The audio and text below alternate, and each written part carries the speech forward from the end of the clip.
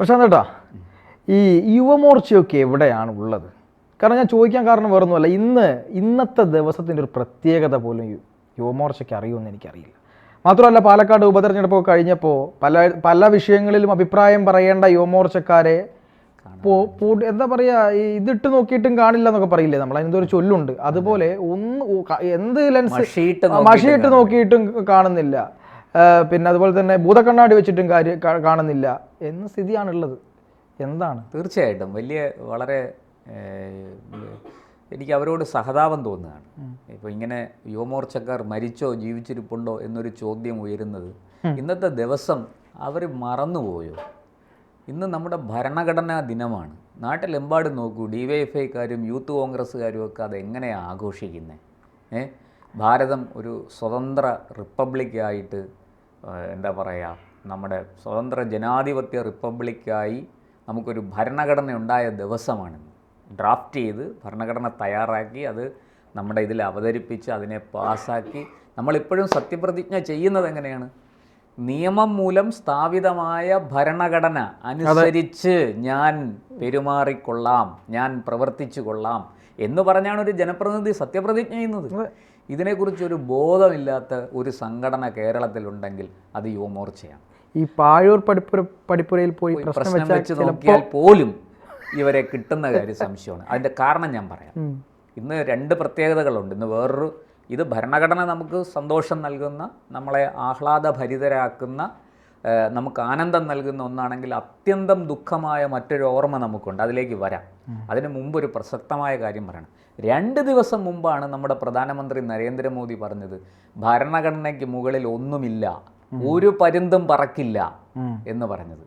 നോക്കൂ, അദ്ദേഹം ഭരണഘടനയ്ക്ക് എത്ര പ്രാധാന്യം കൊടുക്കുന്നു. BJP ഉത്തരേന്ത്യയിലെ BJP നേതാക്കൾ എത്ര പ്രാധാന്യം കൊടുക്കുന്നു. എന്ത് പറഞ്ഞാലും അവർ ആവർത്തിക്കുന്നത് ഭരണഘടനയാണ്. ഭരണഘടന മുറുകെ പിടിച്ചുകൊണ്ട്, ഭരണഘടനയ്ക്ക് കോട്ടം തട്ടാതെ, ഭരണഘടനയ്ക്ക് അനുസൃതമായി എന്ത് പറഞ്ഞാലും നമ്മുടെ രാഷ്ട്രീയക്കാർ ഭരണഘടനയാണ് ആദ്യം എടുത്ത് മുന്നിൽ വെക്കുന്നത്. അത് BJPക്കാരും മോശമല്ല, കോൺഗ്രസ്സുകാരും അത് ചെയ്യാറുണ്ട്, കമ്മ്യൂണിസ്റ്റുകാരും അത് ചെയ്യാറുണ്ട്. പക്ഷേ കേരളത്തിലെ BJPയും യുവമോർച്ചയും ഒക്കെ, പ്രത്യേകിച്ച് യുവമോർച്ചയാണ് എനിക്കത് പറയാനുള്ളത്. BJPക്കാർ തെരഞ്ഞെടുപ്പിൻ്റെ ക്ഷീണമൊക്കെ കഴിഞ്ഞ് അങ്ങനെ ഇരിക്കുകയാണ്. യുവമോർച്ചക്കാർക്ക് അവരല്ലേ ചെറുപ്പക്കാർ, അവരല്ലേ ഈ ഭരണഘടനാ ദിനം ഏറ്റവും ആഘോഷപൂർവ്വം ആഘോഷിക്കേണ്ടത്. അവരെവിടെ പോയി? അവരെ എവിടെ മുക്കി കൊന്നിരിക്കുന്നു? എന്താ ഇതിൻ്റെ അർത്ഥം? ചത്തതിനൊക്കുമേ ജീവിച്ചിരിക്കലും എന്ന് പറയുന്നത് പോലൊരു സംഘടന, ചെറുപ്പക്കാരുടെ സംഘടന എന്നാണ് പറയുന്നത്. കഴിഞ്ഞ ദിവസം മോദി വീണ്ടും ആഹ്വാനം ചെയ്തിരിക്കുന്നു, അല്ലയോ യുവാക്കളെ, നിങ്ങൾ രാഷ്ട്രീയത്തിലേക്ക് വരൂ, നിങ്ങളുടെ സംഭാവന രാഷ്ട്രീയത്തിലൂടെ രാഷ്ട്രത്തിന് നൽകൂ എന്ന്. അദ്ദേഹം നിങ്ങളെല്ലാവരും BJP ചേർന്നോ എന്നല്ല പറഞ്ഞത്, പ്രധാനമന്ത്രിയാണ് പറയുന്നത്. അപ്പോൾ പ്രധാനമന്ത്രിക്ക് ഒരാളെ വിളിച്ചിട്ട് നിങ്ങൾ BJP ചേർന്നോ? പ്രധാനമന്ത്രിയുടെ BJPയുടെ പരിപാടി പങ്കെടുക്കുമ്പോൾ നരേന്ദ്രമോദി എന്ന വ്യക്തിക്ക് അത് പറയാൻ പറ്റും. പക്ഷേ പ്രധാനമന്ത്രി കസേരയിലിരിക്കുമ്പോൾ അദ്ദേഹം പറഞ്ഞ എത്ര കൃത്യമാണ് അദ്ദേഹത്തിൻ്റെ വാക്കുകൾ. ഇവർ കണ്ട് പഠിക്കണം മോഡിയെ. ആരാണ് മോഡി? ഇവർ വിചാരിച്ചിരിക്കുന്ന പോലെ വെറുമൊരു BJP നേതാവാണോ മോഡി? അല്ല, അതിനൊക്കെ അപ്പുറത്താണ് അദ്ദേഹത്തിൻ്റെ പ്രത്യേകത. അദ്ദേഹം എന്താ പറഞ്ഞേ? വരൂ യുവാക്കളെ, വരൂ, രാഷ്ട്രീയത്തിൽ പ്രവർത്തിക്കൂ, രാഷ്ട്രത്തെ പുനർനിർമ്മിക്കൂ എന്നാണ് പറഞ്ഞത്. ഇത് മനസ്സിലാക്കാനുള്ള വിദ്യാഭ്യാസവും വിവരവും വിവേകവും പോലും കേരളത്തിലെ യുവമോർച്ചയ്ക്കില്ല എന്നുള്ളതിൻ്റെ തെളിവാണ് അവർ ഭരണഘടനാ ദിനം മറന്നുപോയത്. കേരളത്തിലെ യുവമോർച്ച അധ്യക്ഷൻ ശ്രീ പ്രഫുൽ കൃഷ്ണൻ, അദ്ദേഹം എൻ്റെ അടുത്ത സുഹൃത്താണ്, വ്യക്തിപരമായി നല്ല മനുഷ്യനാണ്, ഒരുപാട് കാര്യങ്ങൾ ചെയ്തു. വിളിച്ച് പറഞ്ഞേക്കൂ. അതെ, ഒരുപാട് നല്ല കാര്യങ്ങൾ ചെയ്ത മനുഷ്യനാണ്. പക്ഷേ അദ്ദേഹത്തിൻ്റെ ഒരു പേര് മാത്രമേ, അല്ലെങ്കിൽ ഈ പറയുന്ന പ്രശാന്ത് ശിവന്റെ ഒരു പേര് മാത്രമേ ആളുകൾക്ക് യുവമോർച്ച എന്ന് പറഞ്ഞാൽ അറിയുള്ളൂ. മാത്രവുമല്ല, അദ്ദേഹം ഈ സുരേന്ദ്രന്റെ ഒക്കെ പുറകിൽ നിഴലായി മാത്രമേ ഞാൻ അദ്ദേഹത്തെ കണ്ടിട്ടുള്ളൂ. യുവമോർച്ചയുടെ പരിപാടി കൂടുതൽ ഞാൻ ഈ പറയുന്ന സുരേഷ് ഗോപിയുടെയും സുരേന്ദ്രന്റെയും പുറകിലാണ് പ്രഫുലിനെ കണ്ടിട്ടുള്ളത്. അത് അദ്ദേഹത്തോടെ സ്നേഹം കൊണ്ടാണ് പറയുന്നത്. അത് തന്നെ ഒരു പോരായ്മയല്ലേ? വാസ്തവത്തിൽ യുവമോർച്ച മുന്നോട്ട് വരണ്ടേ, ഏറ്റവും മുന്നിൽ നിൽക്കണ്ടേ? ഇന്നത്തെ ദിവസത്തിൻ്റെ ദുഃഖകരമായ ഓർമ്മപ്പെടുത്തൽ, ഇന്ന് മുംബൈ ഭീകരാക്രമണം നടന്ന ദിവസമാണ്. അതും ഓർക്കേണ്ടേ, 26/11 അല്ലേ? എത്ര പേര് മരിച്ചു, നമുക്ക് എന്തെല്ലാം നാശനഷ്ടങ്ങൾ ഉണ്ടായി, നമ്മുടെ രാജ്യം എത്ര ദുഃഖത്തിൽ, എത്ര ചെറുപ്പക്കാരായ വീരന്മാരായ സൈനികരെ നമുക്ക് നഷ്ടപ്പെട്ടു. കേരളത്തിൽ പോലും നമ്മുടെ നാട്ടിലില്ലേ മേജർ സന്ദീപ് ഉണ്ണികൃഷ്ണൻ പോലെയുള്ളവർ ഒക്കെ നമുക്ക് നഷ്ടപ്പെട്ടത് നമ്മൾ ആലോചിക്കണം. യുവമോർച്ച ഇതിനെക്കുറിച്ചൊന്നും അവർ ചിന്തിക്കുന്നില്ല. സൈന്യത്തെ ഇത്രമാത്രം നെഞ്ചോട് ചേർക്കുന്ന ഒരു പ്രധാനമന്ത്രിയും ഭരണകൂടവും ഉള്ള നാട്ടിൽ രാഷ്ട്രീയ പാർട്ടിയായ BJP പോലും സൈന്യത്തെക്കുറിച്ച് നിരന്തരം സംസാരിച്ചുകൊണ്ടിരിക്കുന്ന ഒരു നാട്ടിൽ കേരളത്തിലെ യുവമോർച്ചയ്ക്കും BJPയുടെയും നിലപാടിതാണ്. അവർ ഈ മുംബൈ ഭീകരാക്രമണം മറന്നുപോയിരിക്കുന്നു. നമുക്കവരെ ഓർമ്മപ്പെടുത്താൻ വേണ്ടിയിട്ടാണ് നമ്മളിത് പറയുന്നത്. ദയവായി ഒന്ന് തിരിഞ്ഞു നോക്കൂ.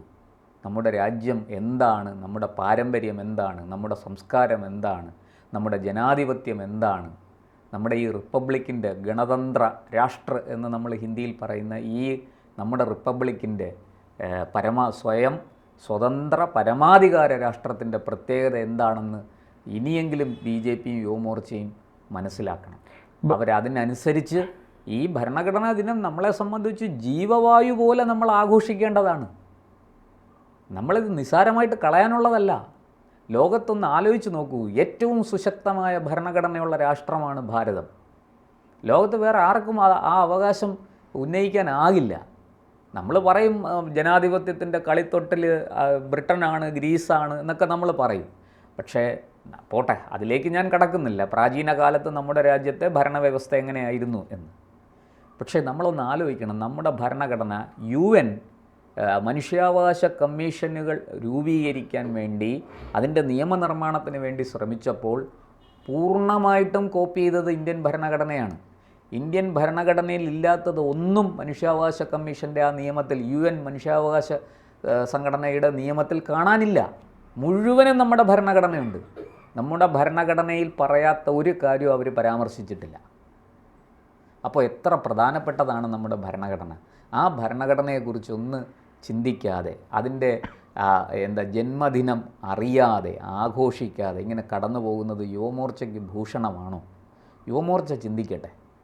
അല്ല പക്ഷേ കേട്ടോ, പെറ്റമ്മയും പിറന്നനാടും സ്വർഗത്തേക്കാൾ മഹത്തരമെന്ന് രായ്ക്ക് രാമായണം പറഞ്ഞുകൊണ്ടിരുന്ന, അല്ലെങ്കിൽ അങ്ങനെ ഒരു പറയുന്ന ഒരു പ്രസ്ഥാനത്തിന്റെ ഭാഗമായിട്ടുള്ള ഒരു ഭാഗമാണല്ലോ ഈ കേരളത്തിലെ യുവമോർച്ചയും BJPയും ഒക്കെ. പക്ഷെ അവരുടെ നിലപാട് ഈ പെറ്റമ്മയും പിറന്നനാടും സ്വർഗത്തേക്കാൾ മഹത്തരമെന്ന് പറയുന്നിടത്ത് ആ രാജ്യത്തിന്റെ ഭരണഘടനയും ആ രാജ്യത്തിന്റെ ഭരണവും ആ രാജ്യത്തോടുള്ള കൂറുമൊക്കെ ഏറ്റവും ശക്തമായി പ്രകടിപ്പിക്കേണ്ട ഒരു ദിവസം ഇവരൊക്കെ ഉറങ്ങിക്കിടക്കുക. അതിപ്പോൾ പ്രകടിപ്പിക്കുന്നത് DYFIയും യൂത്ത് കോൺഗ്രസും യൂത്ത് ലീഗും ഒക്കെയാണ്. അവരെ നമ്മൾ അംഗീകരിക്കണം, അവരെ അഭിനന്ദിക്കണം.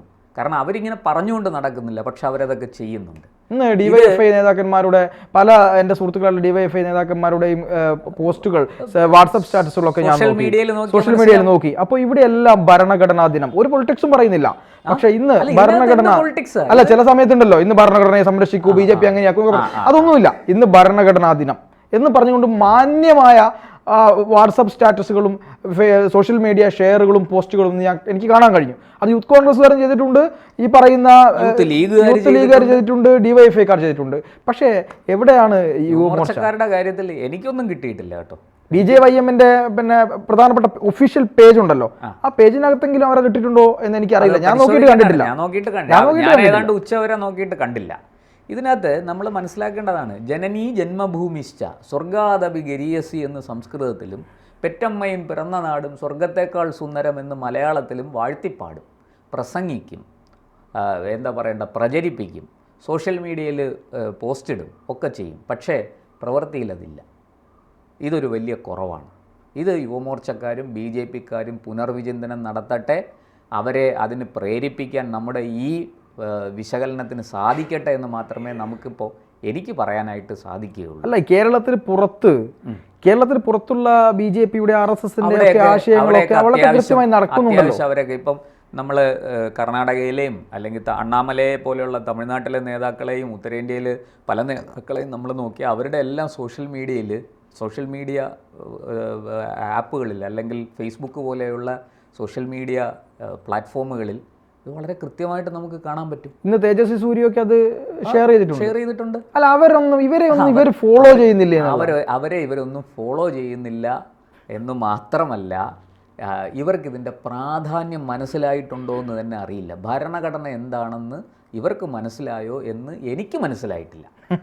അതാർക്കും അത്രയും അതാർക്കും ഒട്ടും മനസ്സിലാവുകയില്ല. അത്രയും പറഞ്ഞുകൊണ്ട് യുവമോർച്ചയ്ക്ക് നല്ലത് വരട്ടെ, അവരുടെ നല്ല ബുദ്ധി കൊടുക്കട്ടെ ദൈവം അവർക്ക് എന്ന് ഞാൻ പ്രാർത്ഥിച്ചുകൊണ്ട് ഇത് അവസാനിപ്പിക്കുന്നു. തീർച്ചയായും.